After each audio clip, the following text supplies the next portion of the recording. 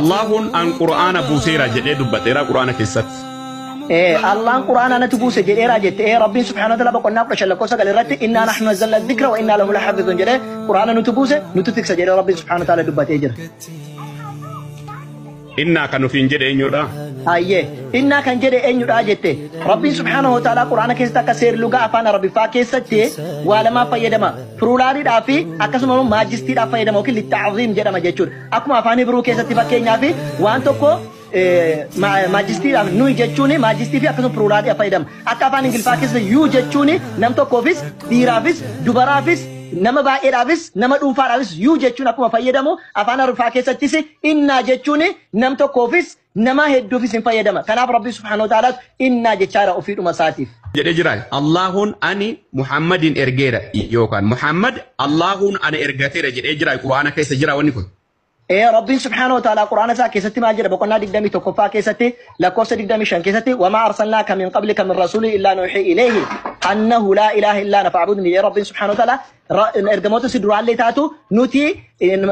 ergamaan kan biraan Rabbi tokkicha malee kan dhugaa gabbaramu hin jiru jennee hin ergine sinillee si ergine jedha Rabbi subhanahu wa ta'ala suratul Faatir keessatti wama arsalnaaka illa rahmatan lil alamin rahmata addunyaa kanaaf goone malee sin ergine jedhee Rabbi subhanahu wa ta'ala dubbate achuma boqonnaa 48ffaa keessatti ayata dhumaa keessatti immoo Muhammadur Rasulullah Muhammad ergamaa dhumaati jedhee nu dhugoomse jechuudha. Kanaafu si ergeera jedheeni ra'ee wama arsalnaaka illa rahmatan lil alamin jedhee. Galanni kun Allahun Muhammadin Qur'aana keessatti si ashan salaata guyyatti yeroo san salaata jedhee ajajee jira. Hayyee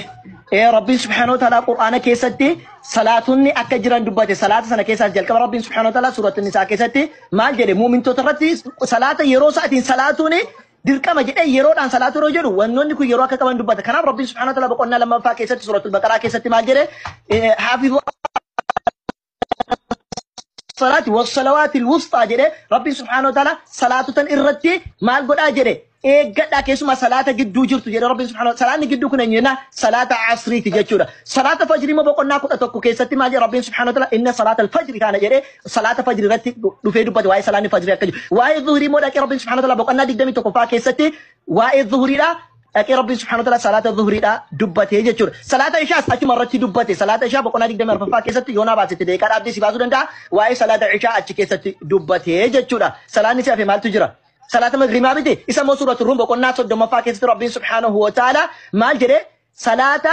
قل يرو أدون سينتو في يرو أدون بعض صلاة فجر في صلاة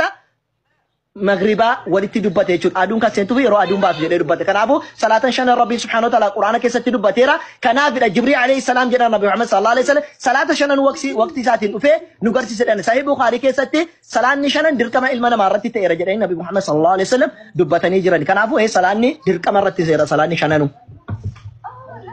سورة سجلتني توك سورة الألق لكوسة تقرأ كاسي قامني غافة سنة محمد تدفع دبسي جدين قامني سن مكان سا إنيو نكت دبتي جرا إنيو نكت ربي سبحانه وتعالى قرآن سا كيستي ونني دبتي مالني بكلمة كيستي كان ينسي في مكيساتي إني تكفى ربي سبحانه وتعالى قرآن سا كيستي بقول ناديك دمي جالا كوفسة إبتة كوفسة قلتمي لما كيستي جبريل عليه السلام تو قرآن رتبو سجد وانتف اقرأ كان جريف جبريل عليه السلام تدفع إسان كريجل لما فا أمل ربي سبحانه وتعالى كان قرآن كان يسبرتي جبريل عليه السلام جري كان سورة بقولنا شنتمي صديق كيستي دبت كان صدق ما ربي سبحانه وتعالى كان ندبت يجودا جبريل عليه السلام كان برسوا كيستي سورة القيامة كيستي لا تحرك به لسانك لتعجل به إن علينا جمعه وقرآن فإذا قرأناه فاتبع القرآن جري جبريل عليه السلام يرور في القرآن سارتي قرأته أكسوت ليس فانا قرأوا دبتات أتوري وانت تفي قرآن جبريل عليه السلام ترتي في دبوسه جتشودا يو حديثاتي سنجت حديثات أمو دبسي بدورندا غافي آنو سورة الكافرون كيستي دينين كيسان ديني كيساني كان كينا كينيا دا كان سنغبر سنغبرو كانو غبرو سنغبرنا جئد مفتي كينا يو كان إمو ديمقراسي يومو كينا رجينا سورة توبة كيستا آد الدمي سجل الرتي إمو مشركوتا بك أرجتانيتي لولاني جدا آية شان الرتي قد ديبي إمو أجيسا كان جدو أرجينا كم تسري دا كان ديمقراسي كنو تسري دا مو أجيسا كان جدو تسري Haye wal magalat silama tadre waya jecha dan turre waya jecha turre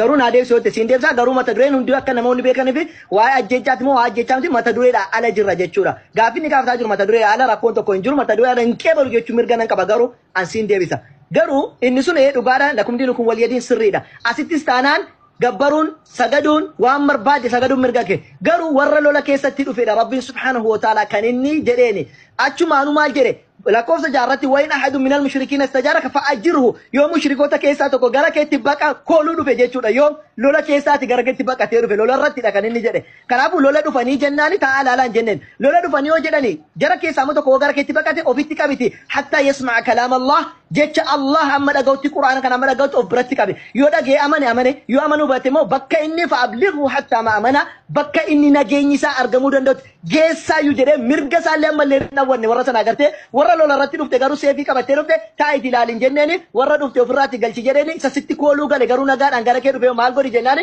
isa nagaadhaan gara kee dhufe nagaadhaan quraana itti miti yoo fudhatu baate immoo bakka nageenyummaa isaa eegamu geessi jedheen kanaaf rabbiin subhaanahu wa ta'ala suuratul mumtahiina boqonnaa 60 keessatti laa yanhaakumullahu anil ladhiina lam yuqaatilukum fid diini wa lam yukhrijukum min diyaarikum jedhe boqonnaa 61 lakkoofsa 8 irratti warra kiristaanota nagaadhaan isin waliin jiraatan amantii keessan hin hordofina yoo isiniin jedhan malee yoo biyya isin ari'atan malee nagaadhaan waliin jiraadha gidduu isaaniitti adiidhaan faradaa jedhe rabbiin subhaanahu wa ta'ala